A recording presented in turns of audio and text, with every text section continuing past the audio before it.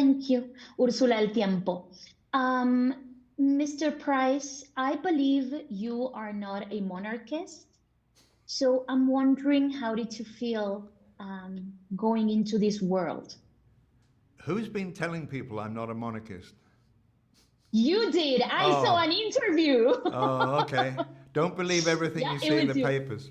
Um, I'm not a monarchist, but I'm also not a person who wants to chop their heads off. Um, I, I've always thought that our country would be a very different country and possibly, hopefully, a better country if we didn't have a monarchy, because of everything. Not this family, but everything historically the monarchy has meant to Britain, in that. It's not about the people. People have been subservient to their betters, shall we say, the gentry, the lords. There's a maintenance of the class system has been a huge problem and continues to be a problem in Britain. But I don't hold it against this particular royal family.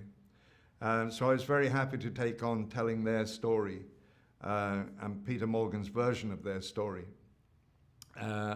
as exploring a family saga. Before doing this, you portrayed the Pope, who has a very favorable image and people love him, whereas Prince Philip was not that loved. How did you go from portraying someone that's really loved to someone that we don't really know anything about? Uh, that's why I wanted to do it, was to discover what made him tick and what was behind the closed doors. Because I was 6 when the Queen was crowned and when he became Duke of Edinburgh. So I've been aware of him all my life, and I knew what the Queen was like, and I knew what she sounded like. Like other members of the royal family, the Queen Mother, all my life I never heard her speak. Don't know what, she never did. She'd come out and wave a bit, and that's it. But Philip was an enigma, and you'd see him on newsreels, and he'd visit foreign countries, and virtually the only press he got was when he made a mistake, when he said something off color or slightly racist as a joke. That's all we knew of him. He was always putting his foot in his mouth, as we say. So it was really interesting to read Peter's script and to talk to Peter about what he wanted to convey about the Prince Philip in season 5. And so I worked with a dialect coach because I don't talk, very few of us talk like members of the royal family. I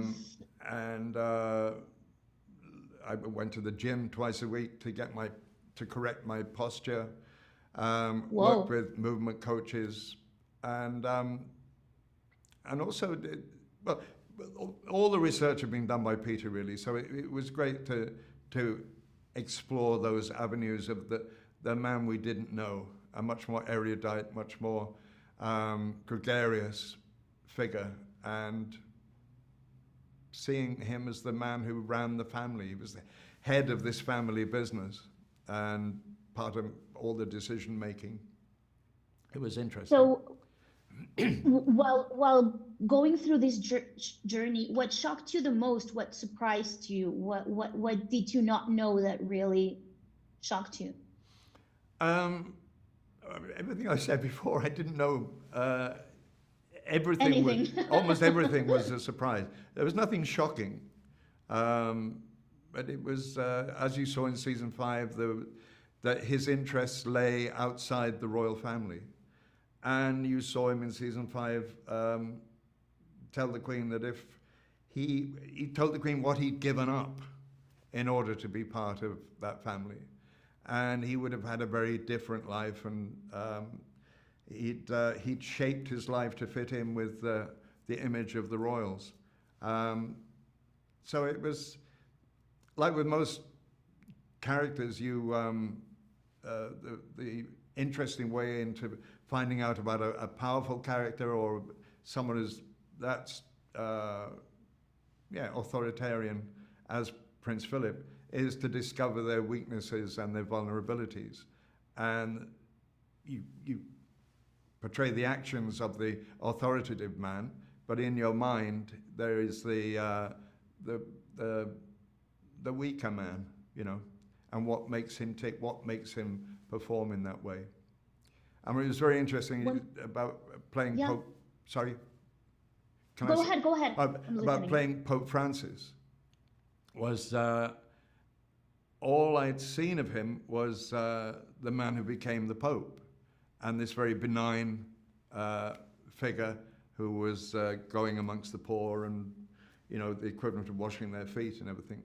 And then I did research on him when I was filming the two popes in Argentina, and I spoke to a priest who'd worked under Bergoglio when he was Archbishop, and he didn't like him. And I said, why didn't you like him? And he said, well, he was very distant, he was very authoritarian, and when we saw him on the balcony smiling, we didn't recognize him. And I said, why? He said, because he was smiling. We knew him as the man who never smiled. And so then I'm doing reverse research into why didn't he smile, and now why was he smiling? And it's the same about Prince Philip, is why is he, you know, this distant figure, and what made him that? What were his weaknesses and vulnerabilities that made him that figure? Is it different to be Prince Philip now that both Philip and Queen Elizabeth have died?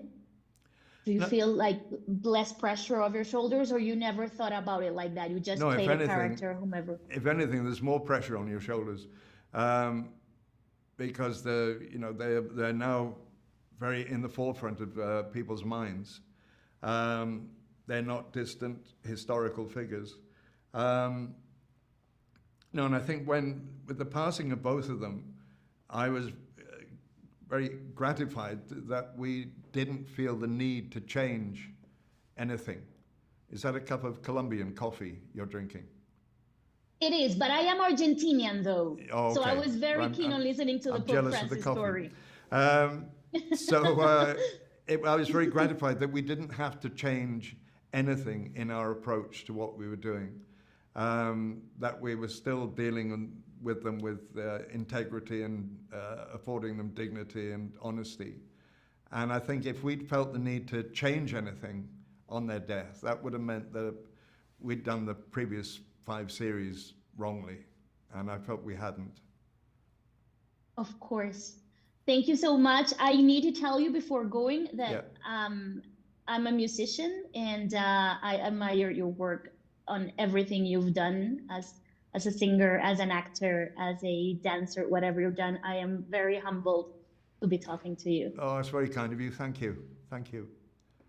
Thank you. And next, if you come to Colombia, I'll give you some Colombian coffee. All right. Thanks. Have a great day. Thank Bye, you. everyone. Bye.